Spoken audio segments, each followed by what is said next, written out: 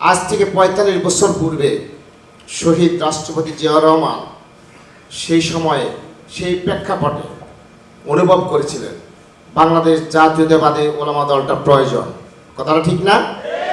তাই তিনি সেদিন বাংলাদেশ জাতীয়তাবাদী ওলামা দল গঠন করে এদেশের আলেম ওলামা পীর মাশায়েখ থেকে রাজনীতি করার সুযোগ করে দিয়েছিলেন। তিনি ভেবেছিলেন, তিনি অনুভব করেছিলেন যে বাংলাদেশ জাতীয়তাবাদী আলেম ওলামাদের মধ্যে সমাজের মধ্যে রাষ্ট্রের মধ্যে বিভিন্ন জায়গাতে বিভিন্ন কাজে লাগানো যায়, তাহলে সমাজ থেকে দুর্নীতি, দুঃশাসন, ব্যয়াপনা হতে শুরু করে সব কিছু দুর্বৃত্ত করা সম্ভব হবে। তাই তিনি অনুভব করেছিলেন, বাংলাদেশ জাতীয়তাবাদী ওলামা দল করেছিলেন। হাঁটি হাঁটি পা পা করে আজকে দীর্ঘ ৪৫ বছর আমরা অতিক্রান্ত করেছি। আজকে কালের পরিবর্তনে আমরা ওলামা দল যেখানে যাওয়ার কথা ছিল, শহীদ রাষ্ট্রপতি জিয়াউর রহমানের যে স্বপ্ন ছিল, যে আদর্শ ছিল, তার যে দুর্দর্শিতা ছিল, সেখান পর্যন্ত আমরা বুঝতে পারি নাই। কেননা আমাদের কোনো অভিভাবক ছিল না। বাংলাদেশ জাতীয় ওলামা দলকে দেখার মতন কোনো অভিভাবক ছিল না। সমাজের মধ্যে যদি একটা লোক মারা যায়, সমাজের ১০ জন এসে তাকে মাটি দেয়, কিন্তু ওলামা দলে যদি একজন লোক অসুস্থ হয়, মৃত্যুবরণ করে, কোন সমস্যা পড়ে, বাংলাদেশ জাতীয় দল থেকে কেউ দেখার কোনো লোক ছিল না। ছিল অত্যন্ত দুঃখের বিষয়। অথচ বাংলাদেশ জাতীয় ওলামা দলের প্রত্যেকটা মানুষ সুশিক্ষিত, ডবল এমএ, ডবল টাইটেল, হাফেজ, মাওলানা, আমার এই কমিটির মধ্যে ডক্টরেট পর্যন্ত আছে। আজকে প্রধানমন্ত্রী দিকে আকর্ষণ করতে চাই এবং বিশেষ অতিথি আকর্ষণ করতে চাই। যারা একটা সমাজের মধ্যে একটা প্রতিষ্ঠানে প্রিন্সিপাল, বড় বড় মুহাদ্দিস, বড় বড় মুফাসসির, বড় বড় ফকি, এরা সব দায়িত্ব পালন করে সমাজের, কিন্তু এদেরকে মূল্যায়ন করা হয় নাই, এদেরকে পরিচর্যা করা হয় নাই, এদের কাজে লাগানো হয় নাই। এই জন্য বাংলাদেশ জাতীয়তাবাদী ওলামা দলটা আজকে এই অবস্থায় আছে।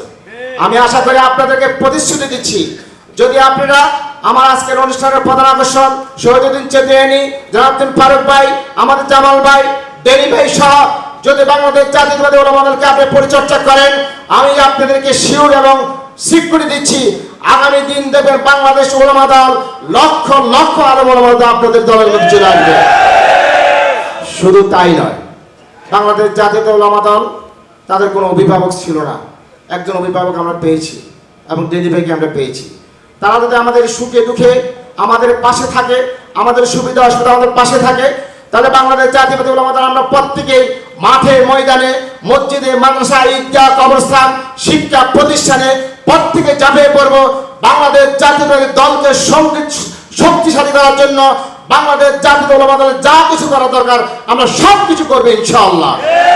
আমি একটা কথা বলতে চাই, যেমন যুব দল জেল খেটেছে, ছাত্র দল জেল খেটেছে, অন্যান্য দল জেল খেটেছে, আজকে আপনাদের সামনে উপস্থাপন করেছি। সবাইকে আমি আনতে পারি নাই, যাদেরকে বলেছি আপনি দেখেন, একটু দাঁড়ায় দেখেন আজকে আমার ওলামা দলের কতজন লোক জেল খেটেছে। আমার এক একটা লোকের 5টা, 7টা, 10টা করে মামলা আছে, এক একজনের 10টা, 30টা পর্যন্ত মামলা আছে। আমার ওলামা দলের আজকে আপনাদের সামনে উপস্থাপন করলাম, এ পর্যন্ত আমরা কখনো আপনাদের দেখাতে পারি নাই। এক একজনের 3টা, 4টা, 5টা, 10টা, 15টা, 20টা, 30টা পর্যন্ত মামলা আছে। তাই আমি আপনাদের কাছে সবিনয় অনুরোধ রাখবো, আমাদের আমাদের যে ত্যাগ, এর মধ্যে অনেক মাদ্রাসা শিক্ষকের চাকরি গেছে, ইমামের চাকরি গেছে, খতিবের চাকরি গেছে, কাজীদের কাজগিরি গেছে না? ঠিক না? অনেকের ব্যবসা বাণিজ্য চলে গেছে, অনেকের বাড়ি ঘরে তালা মেরে দিয়েছে, অনেকে এখনো পর্যন্ত বাড়িতে ঠিক মতো বুঝতে পারে নাই। কিন্তু আমরা তো আন্দোলন সংগ্রামে সবখানে আমরা পিছিয়ে নাই, তাহলে আমরা জাতি হিসাবে, ওলামা দল হিসাবে, সংগঠন হিসাবে আমরা কেন পিছিয়ে থাকবো? কারণটা তো জানতে হবে। যদি আমাদেরকে মূল্যায়ন না করেন, আমাদেরকে যদি সম্মান না করেন, তাহলে আমাদের জীবন জৈবন এভাবে নষ্ট করার কোনো অধিকার আপনাদের নাই। আছে? দয়া করে আমরা আপনাদের জন্য কাজ করব, দেশের জন্য কাজ করব, গণতন্ত্রের জন্য কাজ করব, এদেশের সার্বভৌমত্বের জন্য কাজ করব, ধর্মীয় মূল্যবোধের জন্য কাজ করব, সাথে সাথে ইসলামী মূল্যবোধের জন্য কাজ করব। কিন্তু আমরা আপনাদের কাছে একটা সম্মান চাই।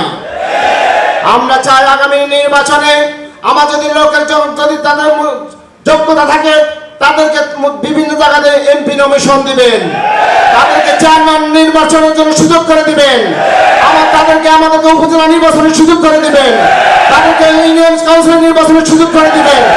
আপনার একটা লোক যুবদল, ছাত্র দল সহ অন্যান্য লোকের যদি বেশি ভোট না পাই, তাহলে সেদিন থেকে আর রাজনীতি আমরা করবো না।